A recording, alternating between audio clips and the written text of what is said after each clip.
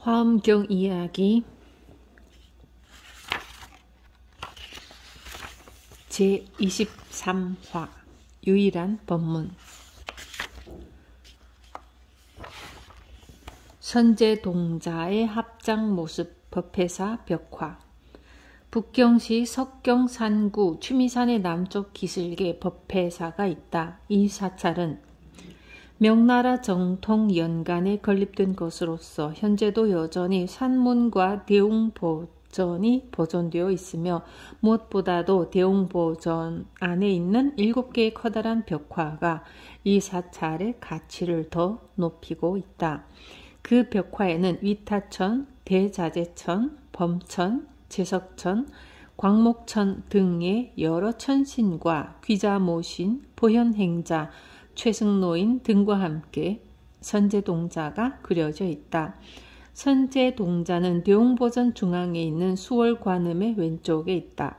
손을 모아 합장한 선제동자의 살결은 아름답고 옷무늬는 섬세한 선으로 신중하게 묘사되어 있으며 전체적인 인상은 동자처럼 천진난만한 정취로 가득 차 있다.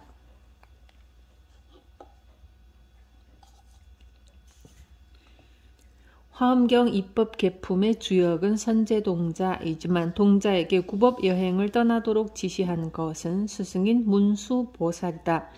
선제동자는 복성에 살고 있는 장자의 500동자 가운데 한 사람으로서 복성의 동쪽 장사라림 속에 있던 문수보살의 처소로 가서 발심하고 그 가르침을 따라 남쪽으로 여행하며 53명의 선지식을 찾아뵙고 마침내 깨달음을 열었다.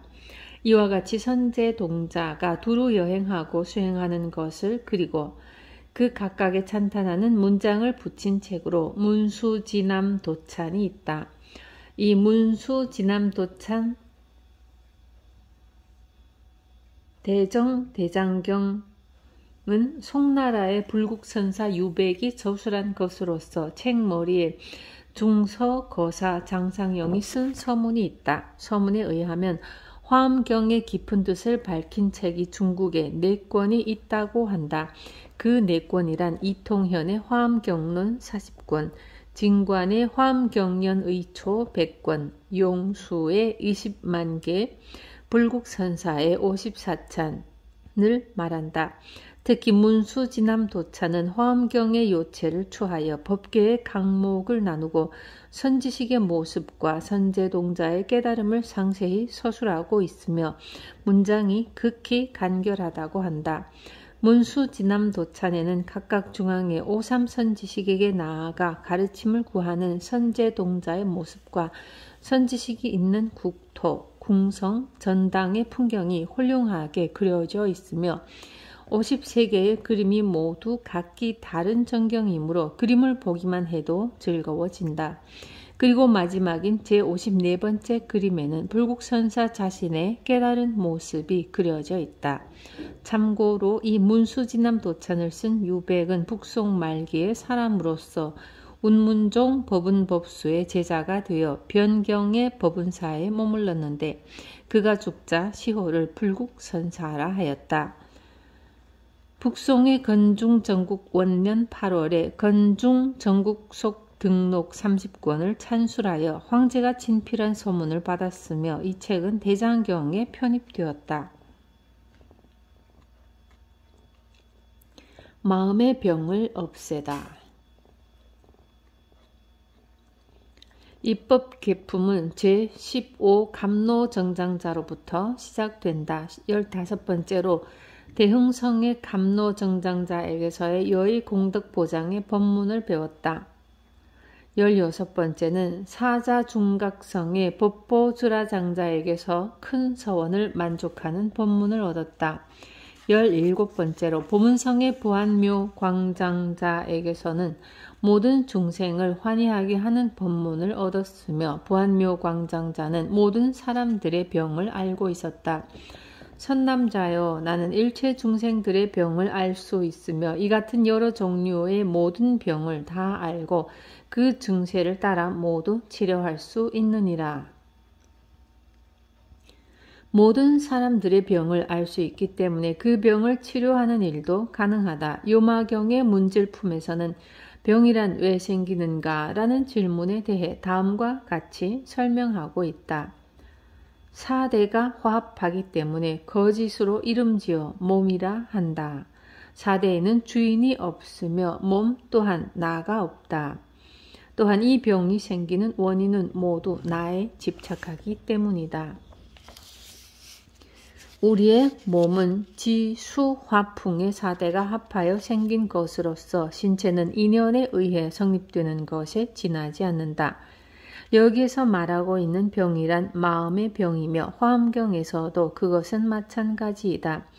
중생의 병 가운데는 육체적인 질병도 있지만 문제가 되는 것은 번뇌로 인한 마음의 병이다.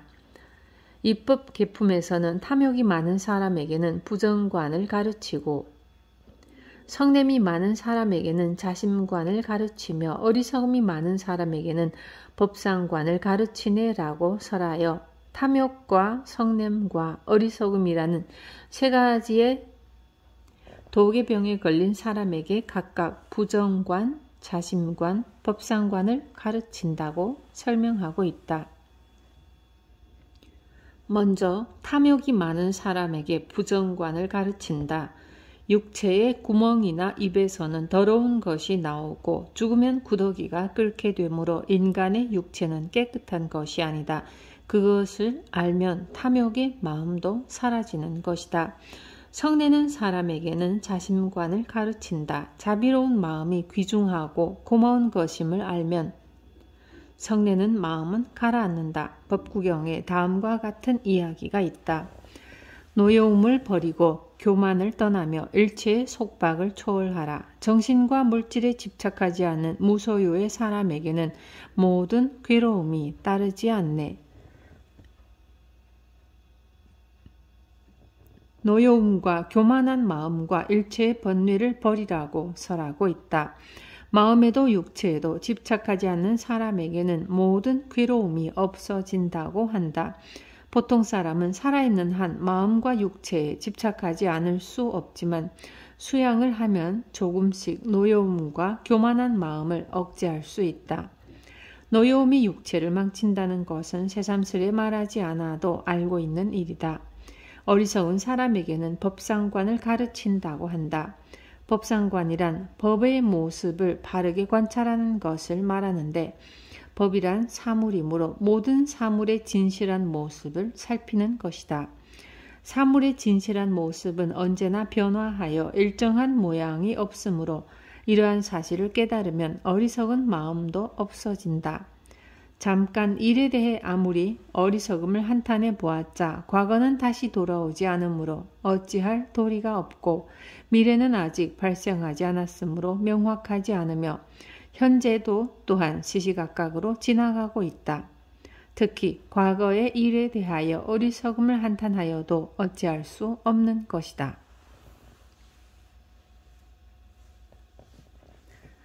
번뇌의 큰 바다. 다음으로 18번째는 만당성의 만족왕에게서 보살환화의 법문을 들었다. 그 가르침 가운데 나는 몸과 입과 뜻으로 심지어 개미 새끼에 이르기까지도 해치려는 마음을 내지 않거늘 하물며 사람에게 있어서랴. 사람은 바로 복밭으로서 온갖 선근을 기른다라고 하는 내용이 있다.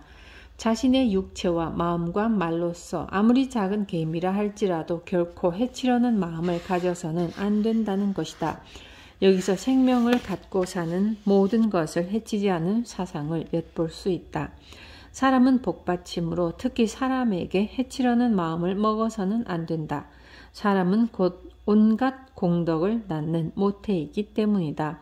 인도 불교에서는 살아있는 생명 가운데서도 특히 사람을 중요시하고 사람을 해치려는 마음을 가져서는 안 된다고 설하고 있다.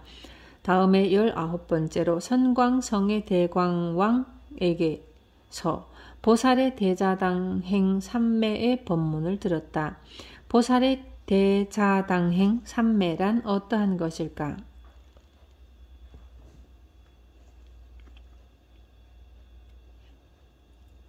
모든 대보살들은 대자비의 일심으로 일체 중생을 두루 덮어 보호하고 상중하급의 중생들을 평등하게 관찰하며 자비는 대지와 같아 중생들을 다 성장시킨다. 이 삼매란 대자비행을 말한다. 대자비의 우산으로 모든 중생들을 감싸는 것이다. 사람들의 능력에는 상중하가 있어도 부처님의 자비로운 마음은 상중하를 구별하지 않고 모두에게 평등한 자비를 베푸신다. 자비는 바로 대지이므로 대지에서 모든 식물이 자라나는 것처럼 사람도 대자비라는 대지에서 성장할 수 있는 것이다. 20번째는 안주성의 부동 우바이에게서 보살이 무너지지 않는 법문을 들었다. 우바이란 여자 불교 신자를 말한다. 21번째는 지족성의 일체 중생을 수순하는 외도에게서 보살이 모든 선정에 도달하는 수행의 법문을 들었다. 22번째는 감로미국의 청년 화향 장자에게서 일체의 모든 향기를 아는 법문을 들었다. 선남자여, 나는 오직 이 향기를 알 뿐이다. 일체 세간에 물들지 않고 걸림없는 계율의 향기를 다 갖추어 성취하며 모든 장애를 없애고 지혜의 경계는 통달하여 막힘이 없으며 마음은 언제나 평등하느니라. 이 장자는 향기의 공덕을 알고 있었다. 계율의 향기란 계율을 지키는 그 공덕이 사방으로 풍김으로 그것을 향기에 비유하여 말한 것이다. 계율을 지키면 지혜가 자제로워지고 마음은 항상 평정하여 외부의 상황에 의해 움직이는 일이 없어진다. 23번째로 누각성의 뱃사공인 자제에게서 대비당 정행의 법문을 들었다. 그 가르침은 태어나고 죽는 번뇌의 큰 바닷속에 있더라도 결코 물들거나 집착하지 않는다는 것을 말하였다. 번뇌의 큰 바다에 떠내려가는 보통 사람들은 그것에 집착하여 떠날 수 없으나 번뇌의 한가운데 있으면서도 그것에 물들지 않는다는 것은 대단히 어려운 일이다. 천녀의 포옹. 24번째는 가락성의 무상승 장자에게서 일체의 과보에 이르는 보살의 정행장엄 법문을 들었다. 25번째는 가른가바 제성의 사자분신 비구니에게서 보살의 모든 지혜 법문을 배웠다. 이 비구니는 국왕의 동산인 일광림에 머무르며 불법을 설하여 모든 중생을 이익되게 하였다. 26번째로 보장엄성의 바수밀다라는 여인에게서는 욕심을 떠난 실제의 청정한 법문을 들었다. 이 바수밀다는 굉장한 여성이다. 만약 하늘이 나를 보면 나는 천녀가 되고 사람들이 나를 보면 나는 여인이 되며 비인이 나를 보면 나는 비인녀가 되네 라고 설하는 것처럼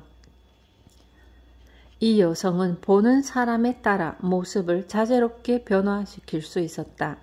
하늘이 보면 천녀로 보이고 사람이 보면 여인으로 보이며 귀신이 보면 귀녀로 보이고 비인이 보면 비인녀로 보인다는 것이다. 더욱이 만약 나와 이야기하는 중생이 있으면 그는 걸림없는 묘한 음성삼매를 얻고 만약 내 손을 잡는 중생이 있으면 그는 모든 부처님의 국토에 나아가는 삼매를 얻느니라 라고 설하고 있다. 이 바수밀다 여인과 말하면 묘한 음성으로 가득 찬 세계에 들어갈 수 있으며 이 여인의 손을 잡으면 불국토에 들어갈 수 있다.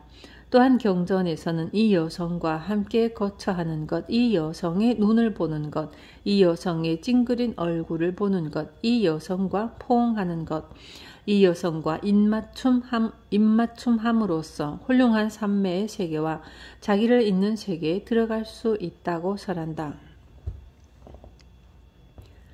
남성에게 있어서 천녀 같은 여성이란 이 바수밀다와 같은 여인을 가리킬 것이다. 이 여성을 보거나 포옹하거나 입맞춤함으로써 남성은 도리어 욕망에서 벗어날 수 있다고 하므로 대단한 여성인 것이다. 틀림없이 선제동자도 바수밀다 여인의 설법을 듣고 깨달았을 것이다.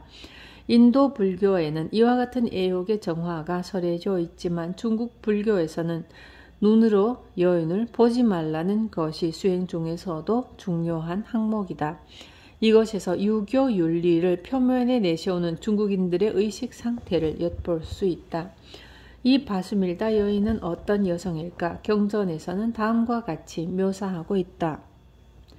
몸은 순금과 같고 눈썹은 짙은 푸른색이며 길거나 짧지도 않고 희거나 검지도 않은 몸의 각 부분을 다 원만하게 구족하였으므로 일체의 욕심세계에서 함께 대등할 사람이 없거늘 하물며 더 뛰어난 사람이 있겠는가. 끝이 없는 공덕의 법의 창고를 다 갖추고 몸에서 광명을 내어 널리 일체를 비춘다. 신체는 금빛이고 눈썹은 짙은 푸른색이며 신체의 각 부분은 잘 갖추어져 조화로움으로 욕심세계의 여성으로서는 이 여인보다 훌륭한 사람이 없다고 한다.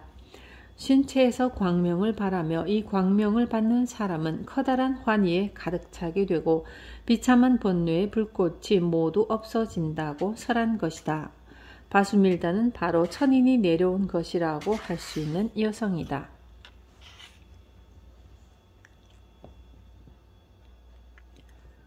광명산의 관세음보살 27번째는 수바파라성의 안주장자에게서 멸도에 드는 일이 없는 보살의 법문을 배웠다. 이 가르침은 일념의 과거, 현재, 미래의 모든 법을 아는 것이다. 일념의 념이란 현재의 마음을 말한다. 다시 말하면 현재의 마음이 가장 중요한 것으로서 이 현재에 생기는 마음, 지금 집중하는 마음이 중요함을 뜻하는 것이다. 28번째는 광명산의 관세음 보살에게서 대자비 법문 광명의 행을 닦았다. 경전에서는 관세음 보살이 머물고 있는 곳에 대하여 이 남쪽 바다 위에 산이 있으니 이름하여 광명이라 하고 그 산에 보살이 있으니 관세음이라 부른다 라고 설명하고 있다. 이 남쪽 바다 위에 있는 광명산은 중국에서는 추산 열도의 보타산에 해당된다. 선제동자는 광명산에 올라가 관세음보살을 만났는데 경전에서 그 상황을 다음과 같이 설명하고 있다. 점차 여행하여 광명산에 이르렀으며 그 산 위에 올라가 관세음보살을 두루 찾으니 그가 산 서쪽 언덕에 있음을 발견하였다. 곳곳에 흐르는 샘물과 연못이 있고 숲은 무성하게 우거졌으며 풀은 부드러웠다. 관세음보살은 가부좌를 하고 금강보좌에 앉아 있었다. 관세음보살은 광명산 서쪽 언덕의 금강보좌에 가부좌하고 앉아 있었다. 광명산에는 샘물이 용솟음치고 연못이 있으며 수목이 무성하고 부드러운 풀로 뒤덮여 있어서 정말로 이 세계의 극락 같은 풍경이었다. 그곳에서 관세음보살은 대자비경을 설하고 계셨다. 관세음보살은 큰 서원을 세웠으며 그 서원은 모든 중생을 구제하겠다는 것이다. 모든 중생의 갖가지 공포와 근심을 모두 없애주겠다는 서원인 것이다. 29번째는 금강산의 정취보살에게서 보살보문 속행의 법문을 배웠다. 30번째는 바라파 재성의 대왕천에게서 보살운망의 법문을 받았다. 그 가르침으로 모든 보살의 물은 번뇌의 불을 끄고 모든 보살의 불은 일체 중생의 탐해를 다 태우며 모든 보살의 바람은 일체 중생에 집착하는 마음을 다 흩어버리고 보살의 금강은 일체의 나라는 생각을 없애버린다라고 설명하는 것처럼 보살의 물, 불, 바람, 금강은 중생의 번뇌와 탐해, 집착 그리고 나라는 생각을 사라지게 할 수 있다고 한다. 31번째는 마가다국의 도량지신인 안주에게서 보살의 무너지지 않는 창고의 법문을 배웠다. 32번째는 가라비성의 바사바타야 신에게서 보살의 광명이 모든 법을 두루 비추어 중생들의 어리석음을 무너뜨리는 법문을 얻었다. 이 야신은 가르침을 다시 개송으로 반복하여 설명하였다. 한량없고 수없는 급 동안에 나는 언제나 큰 자비를 닦아 모든 중생들을 두루 감싸주나니 선제여 빨리 갖추어야 하네. 이 야신은 큰 자비를 닦아 중생들을 구제하려고 하였다. 그리하여 선남자여 그대도 그와 같이 하구려라고 설한 것이다. 이 야신이 훌륭한 대자비를 갖추게 된 것은 많은 부처님을 모시고 오랫동안 공양을 한 결과였다고 한다. 33번째는 연부제 마가다국의 심신묘덕 이구광명이라는 야신으로부터 정멸정락 정진의 법문을 받았다. 이 야신은 제1선에서 제4선까지의 깊은 선정을 되풀이하여 체험하였으며 선제동자에게 좌선을 하도록 권하였다. 선지식이 곧 보리, 정진, 무너뜨릴 수 없는 힘. 다음에 방문한 사람도 또한 야신이었다. 34번째는 희목관찰 중생이라는 야신에게서 보살의 보광희당 법문을 배웠다. 선제동자는 선지식은 보기 어렵고 만나기 어렵다고 한탄하면서 더욱더 선지식을 구하기로 결심한다. 선지식이 바로 보리이고 정진이며 무너뜨릴 수 없는 힘이라는 것을 확신하게 된 것이다.